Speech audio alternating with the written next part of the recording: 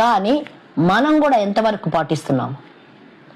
55 ఏళ్ళు 60 ఏళ్ళు వచ్చింది, మనకి మనవాళ్ళు వచ్చేసారు, ఇంకా మనం పుట్టింటి వాళ్ళ గురించి పొద్దుస్తమా మనం కూడా మాట్లాడుతుంటాం. మన అమ్మనో నాన్ననో తమ్ముడో అక్కనో ఎవరో ఒకళ్ళు ప్రతి విషయం మనం కూడా చెప్తుంటాం. ఆ పిల్ల చిన్న పిల్ల సరే కాస్త ఎక్కువ మాట్లాడి ఉండవచ్చు, కానీ మన వ్యవహార తీరు ఎప్పుడైనా మన అత్తగారి గురించి మన మామగారి గురించి మాట్లాడుకున్నామా? వాళ్ళు ఎక్కడో ఊర్లో ఉంటే తెచ్చి పెట్టుకున్నామా? చూసుకుంటున్నామా? వాళ్ళ పద్ధతులు మనం ఎంతవరకు కంటిన్యూ చేస్తున్నాము?